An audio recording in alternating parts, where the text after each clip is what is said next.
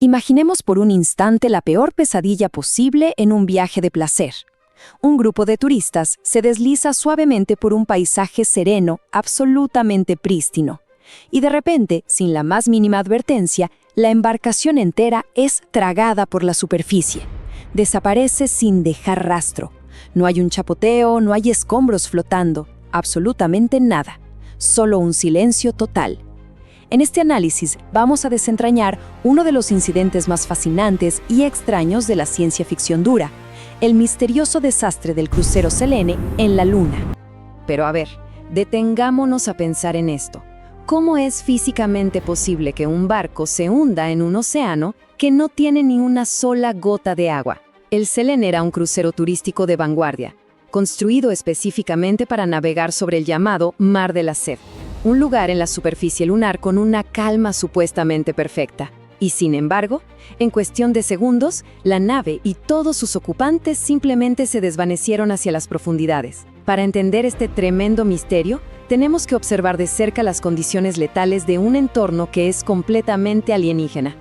Todo este increíble escenario de desastre y supervivencia nace de la brillante mente del maestro de la ciencia ficción, Arthur C. Clarke, en su novela clásica Naufragio en la Luna.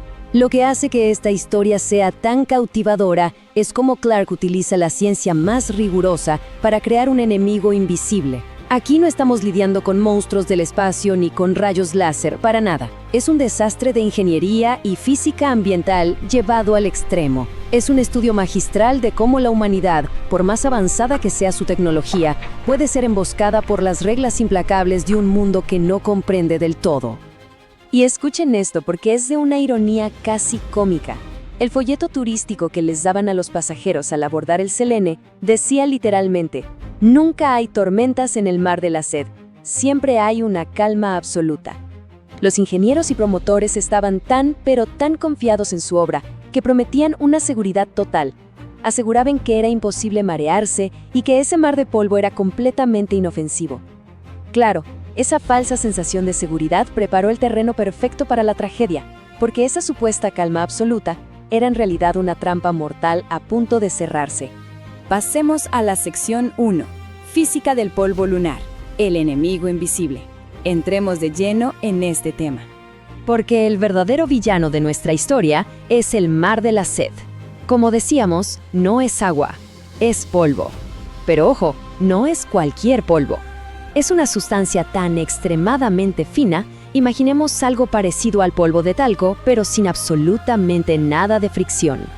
Al estar en el vacío de la Luna, este polvo fluye y se mueve con la misma facilidad que el almíbar o el mercurio. Es algo que engaña por completo a los sentidos humanos. Si dejamos caer un objeto pesado ahí, no va a rebotar ni a quedarse en la superficie. Se lo traga instantáneamente, hundiéndose sin hacer un solo ruido, sin salpicar y dejando la superficie tan lisa como si nada hubiera pasado. Entonces, ¿de dónde salió esta trampa infernal? Bueno, es el resultado de unos 5.000 millones de años de historia geológica. Durante eones, los meteoritos han bombardeado la Luna, pulverizando la roca constantemente. A eso, sumemos las variaciones brutales de temperatura entre el día y la noche, que hacen que las montañas literalmente se descamen. Todo ese material ultrafino se fue acumulando en las cuencas bajas, y al estar en el vacío del espacio, perdió hasta la última molécula de humedad. El resultado, una piscina gigantesca de fricción cero, una trampa perfecta esperando pacientemente a que los humanos inventaran un barco para navegar sobre ella. Y esto nos lleva a la sección 2. A 15 metros de profundidad, el sumidero. 15 metros de profundidad. Ese es el número aterrador que selló el destino del Selene. Resulta que, mientras el crucero navegaba, el simple peso de la nave desencadenó un colapso tremendo muy por debajo de la superficie. Una caverna o burbuja de gas subterránea que llevaba ahí atrapada millones de años, finalmente cedió. El polvo formó un embudo masivo, un sumidero que succionó al barco entero hacia las profundidades. En un parpadear, el Selene se deslizó hacia abajo y quedó enterrado vivo bajo toneladas de este polvo, rodeado de una oscuridad total, absoluta e impenetrable. Y la progresión de lo que pasa después es escalofriante. Una vez que la nave es tragada, los equipos de rescate en la superficie quedan totalmente desconcertados. Como el polvo no deja rastro, buscar al Selene es literalmente como intentar encontrar un submarino hundido en un océano opaco sin usar un radar. Y mientras tanto, abajo, el reloj corre sin piedad. Todo ese manto de polvo actúa como un aislante térmico perfecto, atrapando el calor de la nave y de los propios cuerpos de los pasajeros. La temperatura interna empieza a subir a niveles letales, creando el riesgo real de morir por un golpe de calor, mucho antes de quedarse sin su ya escaso suministro de oxígeno. Lo que nos lleva a la sección 3. El error fatal de diseño, autosabotaje. Aquí es donde la situación se pone aún más tensa. Hay un contraste brutal y francamente irónico en el corazón de esta emergencia. Por un lado, allá arriba en la superficie tenemos la cúspide del ingenio humano, un rescate de millones de dólares, tecnología espacial de puntas, sondas, trajes complejos y la construcción a contrarreloj de caizones para intentar llegar a los sobrevivientes. Pero debajo de la superficie, la propia nave estaba provocando un segundo desastre mortal por culpa de un detalle casi ridículo si no fuera tan trágico, un simple tema de plomería. Así es, un error de diseño mundano estaba a punto de arruinar todo ese gigantesco esfuerzo de rescate. Para entenderlo, sigamos esta cadena de eventos paso a paso. Resulta que el Selene no estaba diseñado para viajes largos, así que no reciclaba su agua. Su procedimiento de rutina era simplemente desechar el agua residual hacia el exterior. Ahora, recordemos que el polvo lunar está totalmente desecado al vacío.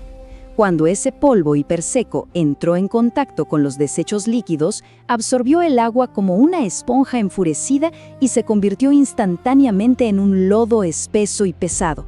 Ese lodo empezó a fluir, desestabilizando los cimientos donde descansaba la nave. Literalmente, el barco estaba disolviendo el suelo bajo sus pies, saboteando su propia estabilidad en el momento más crítico de todos. Y así llegamos a la sección 4. 22 vidas en peligro. El segundo colapso.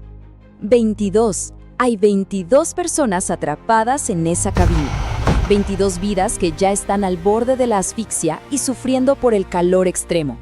Y justo en el momento en que los tubos de rescate logran perforar el techo del Selene para darles aire fresco, el lodo creado por esa agua residual hace que la nave ceda.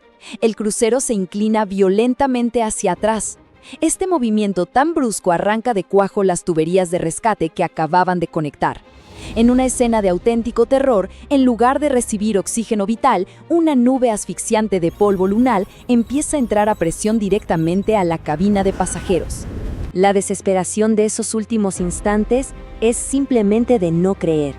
Arriba, el ingeniero jefe Lawrence y su equipo ven con horror cómo sus instrumentos indican que han perdido el contacto. Abajo, los pasajeros luchan por respirar bajo una lluvia de polvo asfixiante.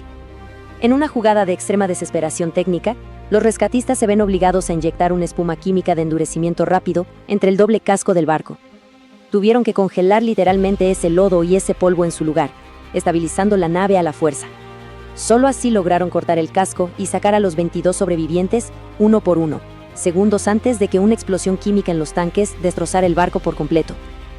Al final, todo esto nos deja una lección contundente. No importa qué tan avanzada sea nuestra tecnología, el universo siempre tiene reglas implacables. El desastre del Selene no ocurrió solo porque el entorno lunar fuera peligroso. Casi se convierte en una tumba porque la ingeniería humana dio por sentado algo tan increíblemente básico como el desecho de agua. Y esto nos deja con una pregunta fascinante para reflexionar. Mientras nos preparamos para volver a la Luna y explorar más allá, ¿qué otros detalles insignificantes podríamos estar pasando por alto en este preciso momento? Los entornos extraterrestres son letales, sin duda, pero el propio descuido humano suele ser siempre nuestro enemigo más peligroso. Gracias por acompañarnos en este análisis y mantengamos siempre viva la curiosidad.